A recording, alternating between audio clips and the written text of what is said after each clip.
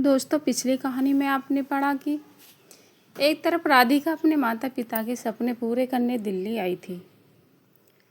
नौकरी करके उनके लिए अच्छा सा घर खरीदने का इरादा रखती थी।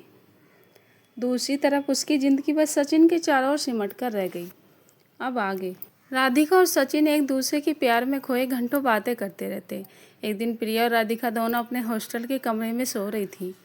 तभी राधिका के मोबाइल की घंटी बजी। दूसरी तरफ से राधिका की माँ शांति की घबराई आवाज़ सुनकर राधिका डर गई। बेटी, तू जल्दी से घर आ जा, तेरे पापा की तबीयत अचानक खराब हो गई। शांति जी ने इतना कहकर फ़ोन काट दिया। राधिका की आंखों से आंसू बह रहे थे। प्रिया भी फ़ोन उनकी आवाज़ सुनकर उठकर बैठ गई। राधिका की ऐसी हालत देख फटाक से उठी और पानी की बोतल राधिका के हाथ में रख दी। राधिका ने घूंट पानी पिया। क्या हुआ राधिका, तू रो क्यों रही है? किसका फ़ोन था? प्रिया, मेरे पापा बीमार हैं, मुझे घर जाना पड़ेगा।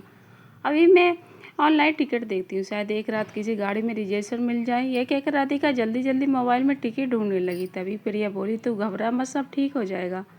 ला, तेरी पैकिंग मैं कर देती हूँ। प्रिया पैकिंग में लग गई। राधिका को तत्काल एक टिकट मिल गई।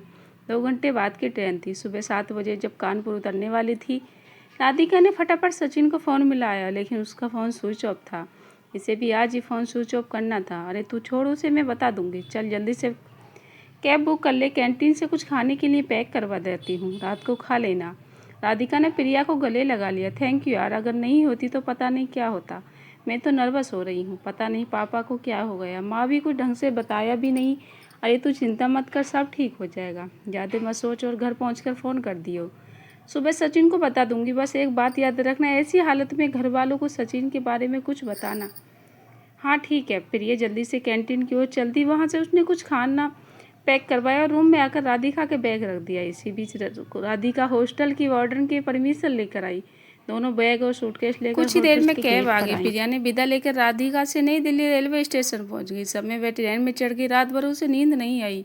घबराहट से उसे काफ़ी पापा की याद आती। कभी सचिन, राधिका सचिन से बात करना चाह रही थी, लेकिन अब उसकी हिम्मत नहीं पड़ रही थी। किसी तरह रात कटी। सुबह वह कानपुर पहुंच गई। माँ से बस लेकर अपने गांव गई। घर पहुंचते ही राधिका ने देखा पापा बिस्तर पर लेटे हुए हैं और माँ उसके पैरों के पास बैठी थी। घर में 1-2 पड़ोसी औरतें आदमी बैठी थी। राधिका ने मम्मी के कंधे पर हाथ रखा। शांति जी ने राधिका को देखा। उन्होंने उसे चुप रहने के लिए कहा, उसे बाहर चलने के इशारे किए। बाहर आकर शांति जी ने राधिका को गले से लगा लिया। राधिका ने अपनी मम्मी के कस के पकड़ लिया। जब दोनों अलग हुई तो देखा, क्या मम्मी जी, हमेशा उत्साह से भरी रहने वाली, आज उनका चेहरा बिल्कुल मुरझाया था। उनकी आंखें नम थीं, आंखों के नीचे गहरे गड्ढे थे। ऐसा लगता था पता नहीं कितने रातों से सोई नहीं। बहुत कमज़ोर लग रही थी। राधिका को लगा जैसे पापा और मम्मी बीमार हैं। राधिका अपने आप को रोक नहीं पाई, रोने लगी। शांति जी की आंखों में आंसू थे। मैं अपने हाथों से राधिका के आंसू पोंछ रही थी। बेटी तू चिंता मत कर, सब ठीक हो जाएगा।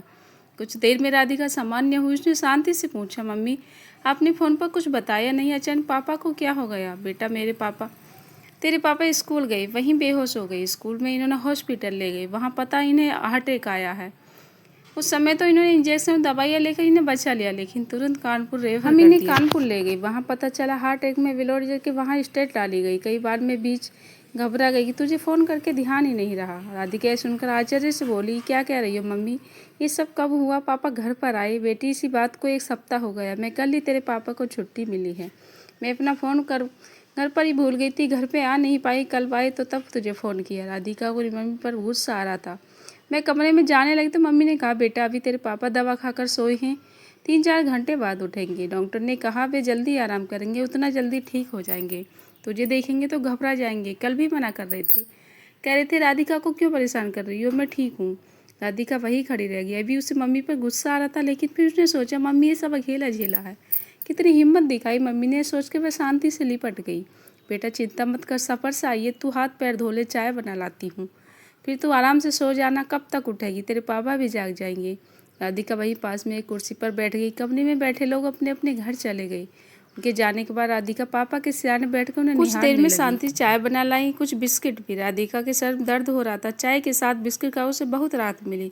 मैं रात से भूखी भी थी। शांति जी अपना चाय का कप लेकर उसके पास आकर बैठ गई।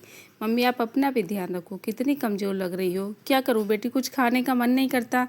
हॉस्पिटल में भी आसपास के लोग खाना बहुत पहुंचाते थे, लेकिन मेरे से खाया नहीं जाता था। अब घर में अकेले कुछ बनाने का भी नहीं मन करता। बस तेरे पापा के लिए खिचड़ी या दलिया वगैरह बनाती हूँ, वही बचा हुआ खा लेती हूँ।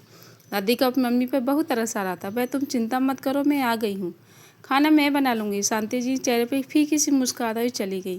कुछ देर बाद राधिका दूसरे कमरे में सोने गई। राधिका के जाने के बाद जब अगले दिन प्रिया कॉलेज पहुंची तो सचिन ने उसे रोककर राधिका के बारे में पूछा। प्रिया, राधिका कहाँ है? उसका फ़ोन स्विच ऑफ आ रहा है। प्रिया ने उसे सारी बात बता दी। ओह, कल मेरे फ़ोन की बैटरी ख़त्म हो गई थी। प्लीज़ अगर राधिका से बात हो तो मुझे बता देना। राधिका सचिन बहुत परेशान हो गया। शाम को उसने राधिका को फ़ोन किया, मिलाया। कैसी हो तुम और पापा कैसी हैं? मुझे चिंता हो रही है, तुम्हारा फ़ोन भी स्विच ऑफ था। मैं वहाँ आऊँ क्या? एक ही सांस में सचिन ने सारे सवाल पूछ डाले। सचिन, मैं बिल्कुल ठीक हूँ, तुम चिंता मत करो। पापा को हार्ट अटैक आया था, अब ठीक हो तुम। यहाँ मत आना, एक गाँव देहात है, किसी को तुम्हारे बारे में क्या बताऊँगी।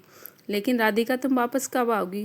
मुझे तुम्हारी बहुत चिंता हो रही है। सचिन, अभी मैं नहीं आ सकती क्योंकि मम्मी पापा की देखभाल के लिए कर रही है। ऐसे में उनकी हालत भी ठीक नहीं है, न ढंग से खाती है न पीती। मुझे पापा के साथ उनका भी ख्याल रखना होगा। लेकिन तुम्हारी पढ़ाई का क्या होगा? राधिका को कुछ समझ नहीं आ रहा था। उसने कहा, सचिन अभी कुछ कह नहीं सकती, बाद में देखा जाएगा। यह कहकर राधिका ने फ़ोन काट दिया क्योंकि उसकी मम्मी बुला रही थी। दीनदयाल जी जाग उठे थे। राधिका को देखकर बहुत खुश थे। शांति, तुमने बेकारी से परेशान किया, अब तो सब ठीक हो गया। राधिका अपने पापा के गले लग गई। पापा, आपको इस हाल में देखकर मुझे कितनी तकलीफ हुई। मम्मी को पहले ही मुझे खबर करनी चाहिए थी। सब कुछ अकेले ही संभालती रही। तभी शांति कमरे में आई। अच्छा, आते ही पापा से मम्मी की शिकायत शुरू कर दी। यह सुनकर दोनों हंस पड़े। उन्हें हंसते हुए शांति जी हंस पड़ी। देखा, मेरी बेटी के आने से तुम्हारे चेहरे पर मुस्कान तो आई, वरना सारा दिन उदास बैठी रहती थी। अब मैं जल्दी अच्छा हो जाऊंगा। दीनदयाल जी ने शांति की ओर देखते हुए कहा। प्रिया हर दिन राधिका को फ़ोन करके उसका और उसके पापा का हालचाल पूछती थी। एक दिन प्रिया ने बताया, सचिन कई दिनों से कॉलेज नहीं जा रहा है। प्रिया ने फ़ोन किया तो बोला, राधिका बगैर मन नहीं लग रहा, इसके लिए अब कॉलेज जाएगा। अब जब राधिका आ जाएगी। उसकी बात सुनकर राधिका कुछ परेशान हो गई। उसने तुरंत फ़ोन काट कर सचिन को फ़ोन लगाया। सचिन, मैं क्या सुन रही हूँ? कॉलेज नहीं जा रही हो? मेरे कारण तुम्हारी पढ़ाई का नुकसान हो, मुझे बर्दाश्त नहीं होगा। तुम कल से कॉलेज जाओ, मुझे आने में भी टाइम लगेगा। तुम नोट कर रखना, मैं तुम्हें ले लूँगी। नहीं राधिका, मुझे याद आती है, कॉलेज में अच्छा नहीं लगता, मैं नहीं जा रहा कॉलेज। बजे एक बार मुझे अपने गाँव आने दो, तुम्हें देखे बगैर मेरा मन उदास रहता है। राधिका ने हंसते हुए कहा, अरे साहब, मैं कहीं भागी जा रही हूँ? देवदास मत बनो, कॉलेज जाओ, पढ़ाई करो, नहीं तो मैं तुमसे बात नहीं करूँगी। अच्छा ठीक है, कल चला जाऊँगा, लेकिन तुम्हें मुझे रोज़ बात करनी पड़ेगी। हाँ ठीक है, चलो अब मैं कल बात करूँगी, अभी मम्मी बुला रही हैं। सचिन अगले दिन कॉलेज गया। उसने किसी तरह कॉलेज में कुछ लेक्चर अटेंड किए और फिर घर आ गया। दोस्तों आगे की कहानी आपको अगले भाग में मिलेगी। आई होप कहानी पसंद आए। वीडियो को लाइक शेयर और चैनल को सब्सक्राइब करना। धन्यवाद।